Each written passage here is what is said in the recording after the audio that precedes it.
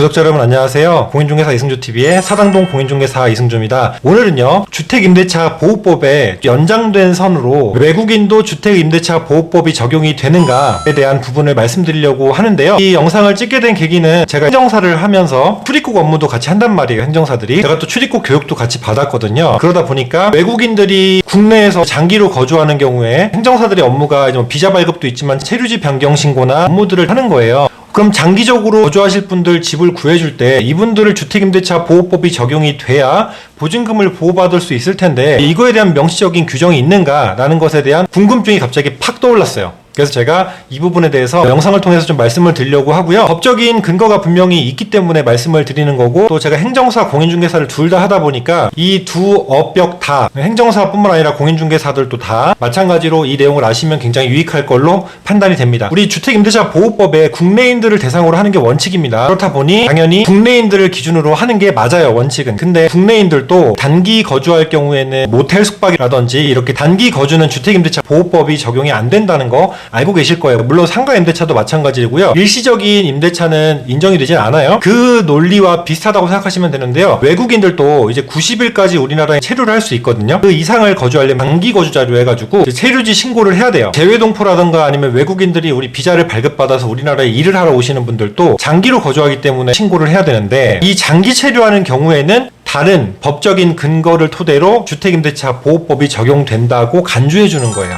자, 무슨 말이냐면 체류지 신고가 뭐냐면 주민등록을 한 거예요. 외국인들이 우리나라에 사는 것처럼 이거랑 같은 규정으로 봐주기 때문에 이때는 주택임대차 보호법을 적용을 해주는 거죠. 자, 그래서 보호 대상이 된다는 의미가 정답인데요. 법적인 근거가 두 개가 있어요. 하나는 판례고요. 또 하나는 출입국관리법이라는 법에 명시가 되어 있는데요. 출입국관리법 제88조의 2 제2항의 근거가 있고요. 재외동포가 장기 체류하면서 주택을 임대차하는 때는 주택임대차 보호법의 적용 대상이 되고, 재외동포는 국내 거소를 정해서 출입국 외국인청의 장, 출입국 외국인 사무소의 장, 출입국 외국인청 출장소의 장 또는 출입국 외국인 사무소 출장소의 장에게 신고를 하고, 국내 거소가 변경되는 경우에는 새로운 거소를 관할하는 시군구 또는 읍면동의 장이나 출입국 외국인청의 장 등등에게 14일 이내 신고해야 한다라고 해서 전입신고 규정과 일자까지 똑같아요. 출입국관리법에 따라서 체류지 변경 신고를 했다면 주택임대차 보호법 제3조의 제1항에서 나와 있는 규정이 있어요. 주민등록 요건을 충족한 거로 봐야 됩니다. 판결에서도 어떤 내용이 있냐면, 판결이 서울민사지방법원 1993-1216 선고